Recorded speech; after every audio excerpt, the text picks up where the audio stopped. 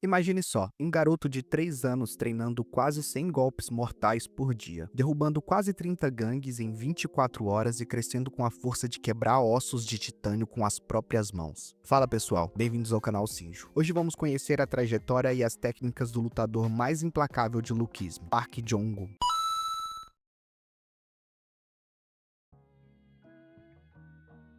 Quando o clã Yamazaki sofreu sua maior derrota diante do lendário punho de King Apryong, Shingen, o Tora Oni, mergulhou numa apatia profunda. Para resgatar a honra da família, o irmão gêmeo dele, Shintaro, bolou um plano impiedoso: escolher herdeiros com potencial absoluto. Recrutou 8 mulheres e fez cada uma sacrificar o dedo mínimo antes de apresentá-las a Shingen como concubinas. Entre elas estava Park Somi, futura mãe de Jong-un. A missão delas era clara: gerar filhos capazes de despertar o instinto superior dos Yamazaki, identificado pelos olhos de esclera negra e íris branca. No dia 19 de novembro, numa ala reservada de um hospital em Tóquio, Somi deu à luz a um menino cravado nos sinais do instinto superior. O primeiro choro já veio acompanhado daquele olhar reverso que nem o próprio Shingen dominava por completo. A enfermeira o registrou como Yamazaki Uzuru, mas o patriarca o ignorou. Para ele, era só mais um fruto das ambições de Shintaro. Com sangue japonês e coreano, Jong-un nasceu herdeiro direto dos Yakuza e peça-chave num duelo do poder entre duas linhagens. Herdou dos Yamazaki a missão de reerguer um exército destruído e dos Hanguri o peso de representar os estrangeiros dentro da elite Yakuza. Carinho mesmo ele nunca sentiu. Aos 3 anos, ele foi entregue aos gêmeos Shigeaki e Hiroaki Kojima, veteranos da força de autodefesa japonesa e craques em dissecar o corpo humano para maximizar a eficiência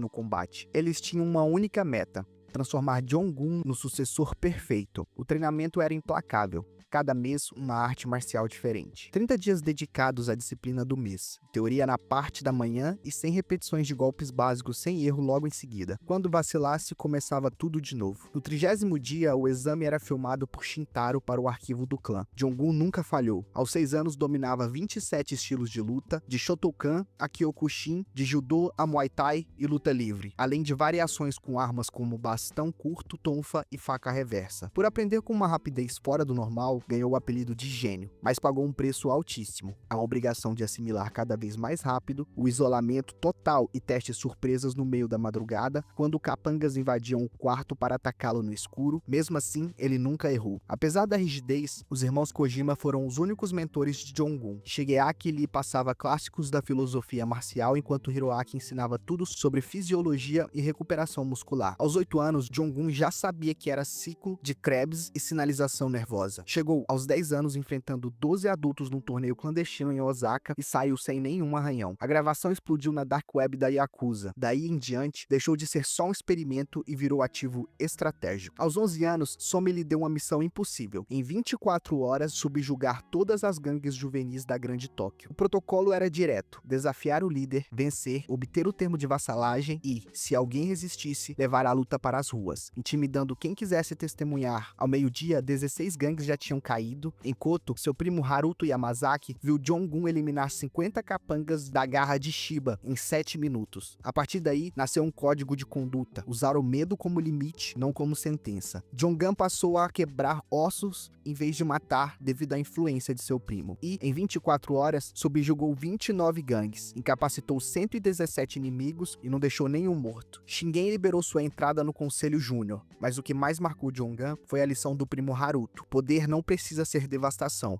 Quando Shintaro descobriu, ordenou a morte de Haruto. No Salão do Tigre Branco, Haruto se recusou a lutar contra o próprio sangue, ajoelhou-se e praticou seppuku, morrendo em maldição contra o pai. Jong-un presenciou tudo e perdeu sua última ligação afetiva. Porém, nem isso impediu a rebelião do clã. Infeliz com o rumo que a família estava tomando, Shintaro atacou o salão com 50 espadachins, mas Shingen, mesmo velho e amputado, massacrou quase todos. No fim, encarou Jong-un e perguntou: "Diz-me, garoto, o que desejas?" Jong-un respondeu: "Um nome", mas Shingen o cortou fundo: "Nome? Se é isso que quer, não és meu filho." Com essa sentença, Jong-un deixou de buscar aprovação. Tornou-se a arma perfeita, mas sem dono. O fantasma branco estava completo. Logo depois, a política interna desmoronou. Os chefes de ramo mortos e Shintaro à beira da morte espalharam o caos. A tropa fugiu para Osaka e Shingen, mesmo perdendo quase 2 litros de sangue, segurou o clã graças ao instinto superior, cujo preço final se revelou trágico no capítulo 526, quando Shintaro lhe deu um golpe golpe fatal. Para Jongan, aquele dia também deixou uma marca traumática, impossível de apagar. O pedido de um simples nome selado pela resposta fria de seu pai cristalizou um ódio que, mais tarde, o levaria como o Fantasma Branco a varrer quase toda a linhagem Yamazaki em busca de vingança. 3 dias depois do banho de sangue em Shinagawa, o jovem resolveu abandonar Tóquio de vez. Em um cargueiro fretado por Somi Park, ele mesmo costurou os cortes que recebera ao defender Shingen. Ao chegar ao porto de Incheon, foi interceptado por King Apriong, que o alocou num centro juvenil, garantindo sua proteção pela Convenção de Haia e impedindo qualquer extradição sem audiência. Assim, Jongan foi transferido para o centro de Guagjin, sob o pretexto de testemunha, não como criminoso. Na primeira noite na ala geral, recusou a cela isolada e assim que a porta se fechou, enfrentou os 24 detentos do bloco C. Em segundos, derrubou todos antes que os guardas pudessem reagir. A rotina se repetia dia após dia. Ao toque das 6, desafiava quem estivesse de pé, espalhava os corpos junto à parede sul e riscava no concreto uma marca vertical de sangue para cada vitória. Em um mês, o corredor ostentava 788 cicatrizes, apelidado pelos guardas de Corredor do Fantasma Branco e o próprio garoto de Shiro Oni. Foi nessa época que Choi Dong-soo, infiltrado como faxineiro, o observou e percebeu seu potencial. Propôs patrocinar Jong-un após a soltura, em troca de lealdade futura. Desconfiado, o garoto testou a determinação do homem. Entre aspas, mate sua filha para provar o seu valor. Choi, impassível, respondeu que faria o necessário para alcançar o topo. Esse diálogo gélido selou uma aliança que, anos depois, daria origem aos 4 grandes grupos. Quando a justiça coreana finalmente o liberou por boa conduta, na prática ninguém mais ousava enfrentá-lo, Jongan saiu carregando na memória o eco das 788 marcas, adotando o sobrenome Park como ruptura definitiva com os Yamazaki. Deixou o centro juvenil com um único objetivo e a convicção de jamais precisar de outro lar além do próprio punho. Anos depois, sob ordens diretas de Choi Dong-soo e já integrado à HNH, Park Jong-un voltou ao Japão, desembarcou em Kanagawa antes de amanhecer, vestindo um terno preto sem insígnias e cruzou sozinho o portão da mansão Yamazaki, agora desguarnecida, sinal de que Shintaro já esperava o encontro. No antigo salão do Tigre Branco, encontrou o tio diante de 2 katanas Muramasa, o rosto marcado pela culpa de ter traído seu irmão e empurrado Haruto ao seppuku. Shintaro serviu chá, abriu seu leque branco e declarou que as regras ancestrais exigiam o fantasma branco para selar a sucessão. Gan caminhou até o tatame, tirou os sapatos e assumiu a postura de Rokudan sem empunhar a lâmina. Shintaro ativou seu instinto superior pleno, recuou em círculos curtos para testar a guarda do sobrinho e avançou com 3 cortes que lascaram os pilares. Jongan absorveu o impacto nos antebraços e, em um único passo, quebrou o braço direito do adversário com um torque seco. Mesmo ferido, Shintaro segurou a espada na mão esquerda e tentou cravar a lâmina no flanco de Gan. A lâmina encontrou apenas o vazio. Quando ele desviou com rotação mínima, agarrou o punho do tio e, em um impulso, o arrastou contra o próprio abdômen, empalando-o até o punho. O sangue manchou o Hakama branco, os olhos reversos de Shintaro se apagaram ao sussurrar que morrer pelo código era libertação e que Jongan seria dali em diante o chefe legítimo. O jovem retirou a mão ensanguentada, observou o tio dar seu último suspiro e, sem pedir título, afastou-se das Muramasa. Percorreu os corredores silenciosos, incendiou o arquivo genealógico e ordenou aos poucos vassalos que restavam que se dispersassem. Do lado de fora, mandou a Choi Dong-soo uma única mensagem, abre aspas, ativo neutralizado, propriedades transferidas. Em menos de 24 horas, as estruturas logísticas e financeiras dos Yamazaki já faziam parte da HNH, encerrando a era do clã ao som seco de uma lâmina fincada no tatame. Adotando definitivamente o nome Park Jong-un e refinado pela tutela de Choi Dong-soo e Lee Do-gil, o jovem prodígio foi apresentado ao círculo interno da HNH como o segundo dos 10 gênios, codinome White Ghost. A partir dos 19 anos, Choi confiou a ele responsabilidades que moldaram sua lenda. Em questão de meses, Jongan mapeou as escolas chaves de Seul e fundou os 4 grandes grupos, cada uma controlando um distrito e repassando 40% dos lucros à HNH, sem derramar sangue no período letivo. Uma expansão discreta e implacável. Aos 22 anos, desmantelou uma rebelião em Incheon com 17 feridos e nenhum morto. Aos 23, invadiu um laboratório clandestino em Naju para recuperar dados do projeto Corpo Duplo. E aos 24, realizou o expurgo de Hamhyung em 47 minutos, eliminando os últimos remanescentes dos Yamazaki. Essa trajetória sanguinária e meticulosa durou 5 anos, até que uma coalizão de líderes dos 4 grandes grupos, reforçados por sobreviventes Yamazaki, lançou o arco A Caçada por Gan. A Caçada ao Fantasma Branco, onde sua lenda forjada na juventude colidiria com a vingança daqueles que um dia o temeram ou o ajudaram. Durante o arco, Park Jong-un foi implacável contra cada adversário que cruzou seu caminho. Logo nos primeiros capítulos, milhares de soldados dos Workers e unidades ninjas Kaguroi, eles foram varridos com brutal eficiência, sem hesitação, anunciando o tom sangrento que viria pela frente. Pouco depois, Kim Ji-myung bloqueou Gun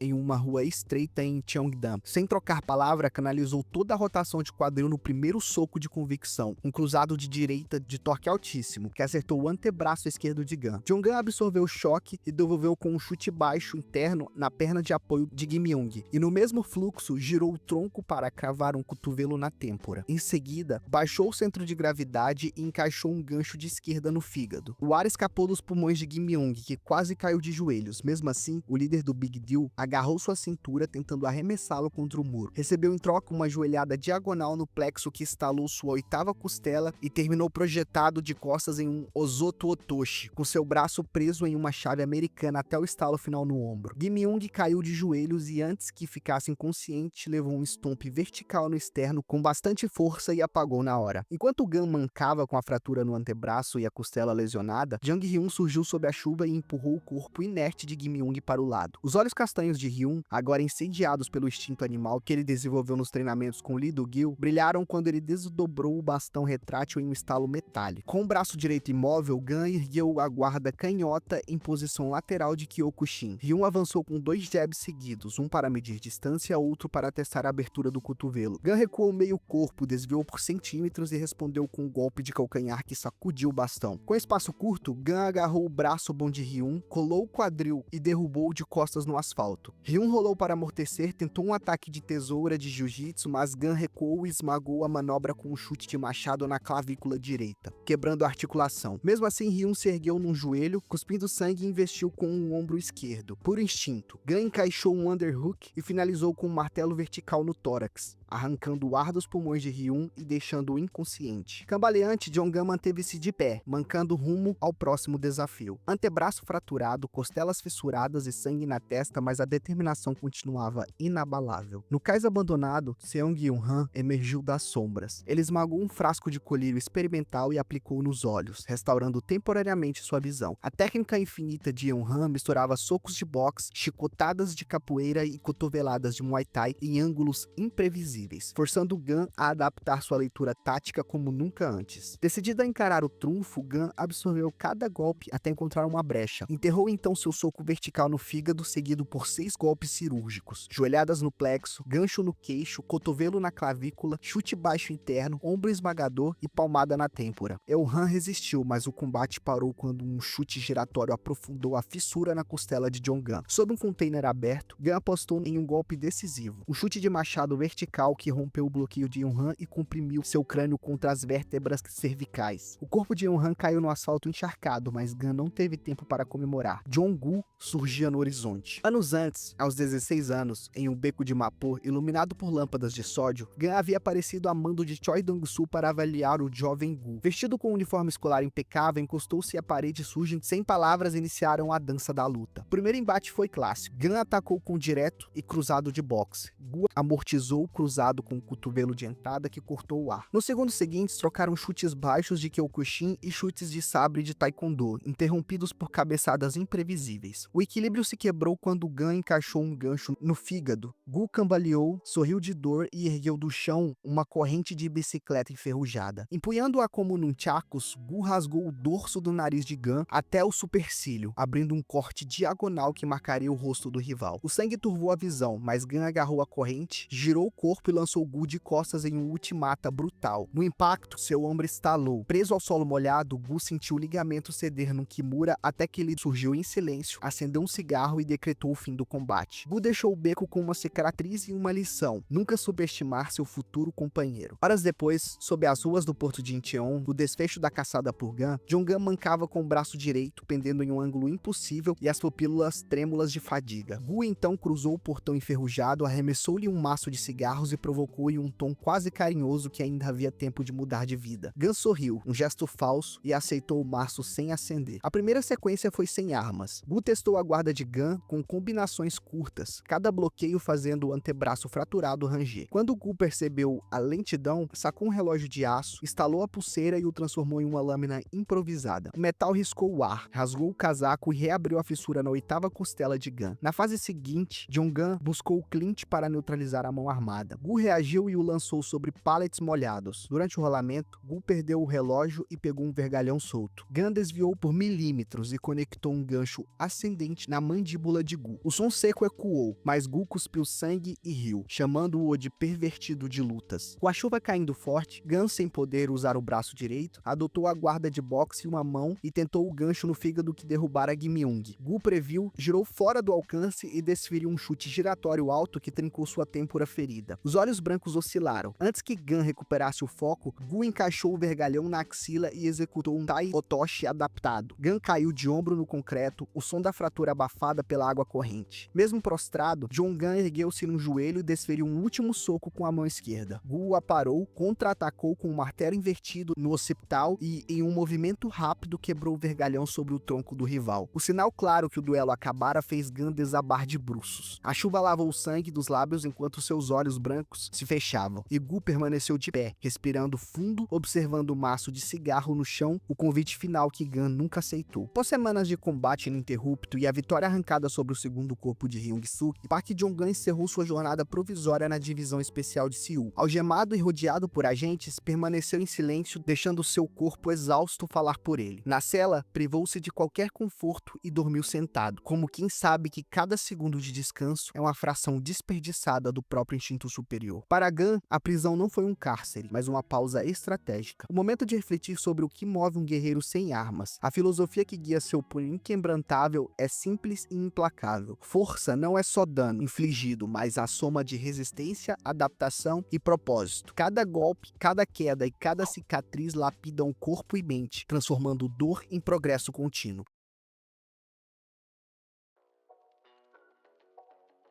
Agora, deixando o frio do concreto para trás, vamos revelar 5 pilares técnicos que elevaram o Park Jong-gun ao topo do universo de Lukeism. Descubra como o instinto superior, os domínios, o repertório híbrido e o caminho evolutivo e o exoesqueleto de obsidiana se reúnem para criar uma força imparável. Sem dúvidas, o primeiro pilar da força de Jong-gun é o instinto superior. Gun nasceu com os olhos reversos, íris brancas em esclera negra, sinal clássico de quem mantém o instinto superior permanentemente ativo. Diferente de quem precisa acionar o poder, ele elimina microexcitações cognitivas, amplia a acuidade visual e libera todo o repertório técnico em um modo de reação automática. Na forma hereditária dos Yamazaki, também chamado congenital instinto superior, há um bônus extra de agressividade e evasão instintiva quando o corpo flerta com a inconsciência. O segundo pilar é seus domínios. No painel oficial, o Gun exibe 2 especializações completas: o domínio da força, vermelhos que indicam golpes capazes de dilacerar concreto, e o domínio da durabilidade, que representa a resistência a fraturas abertas e a habilidade de continuar atacando sem parar. O terceiro pilar é o repertório híbrido, de Kyokushin a Shotokan, a Taekwondo, Aikido, Capoeira, Kudo e Shorinji Kempo. Gun funde dezenas de estilos em um fluxo adaptativo que varia conforme a distância. Em um curto alcance, recorre aos punhos da convicção do Kyokushin ou cotoveladas de Kempo. Na média distância, ataca com chutes basculantes de Muay Thai. No clinch, projeta o adversário com técnicas de Aikido ou torções de Kudo. Contra grupos, usa tonfas e bastões de choque, explorando suas maestrias em armas informais. Essa versatilidade, somada ao instinto superior, explica como derrotou Kim Myung, Jang Hyun, Seong Eun-han e Mandeok Bang sem pausas. Seu quarto pilar é o seu caminho. Antes de consolidar seus domínios, o lutador leva o corpo ao limite, até esquecer quem é. Gun percorreu esse caminho ainda criança, capturando gangues no Japão para provar seu valor e selou seus domínios antes dos 20 anos. Por isso, seu olhar nunca vacila. Ele já ultrapassou o limite há muitos anos. E por fim, o seu quinto pilar é o exoesqueleto de obsidiana ou Black Bone. Essa anomalia osteológica hiperdensa e pigmentada confere resistência absurda a cortes. Lâminas comuns ricocheteiam ou lascam sem penetrar. Gun já travou uma katana com a tíbia e segurou a lâmina com os dentes sem sofrer fratura. Junto ao domínio da durabilidade, esse exoesqueleto torna amputações quase impossíveis sem armas especializadas como a lendária Yodo Muramasa. Junto Esses pilares fazem de Jongan um combatente imbatível. O instinto superior garante predição reflexa e força contínua, os domínios ampliam o dano e reduzem a fadiga, o repertório híbrido responde a qualquer distância, seu caminho assegura sua evolução constante e o Black Bone neutraliza ataques cortantes mais fracos. Enfrentá-lo exige estratégia, armas de longo alcance com alta penetração, enxames que excedam sua janela de reação ou adversários com técnicas de maestria em velocidade, capazes de surpreendê-lo antes de recálculo instintivo. No resto dos casos, a afirmação é clara. Gun adapta-se, sobrevive e contra-ataca com força letal crescente. Essa é a história de Park Jong-un, um passo firme em meio ao caos com uma lâmina que mantém seu corte mesmo na tempestade. Sua história nos lembra que a verdadeira força não está no golpe derradeiro, mas na capacidade de erguer-se após a cada queda. Se curtiu o vídeo, deixa seu like e inscreva-se no canal para mergulhar comigo em novos vídeos de luquismo e muito mais. Até o próximo vídeo.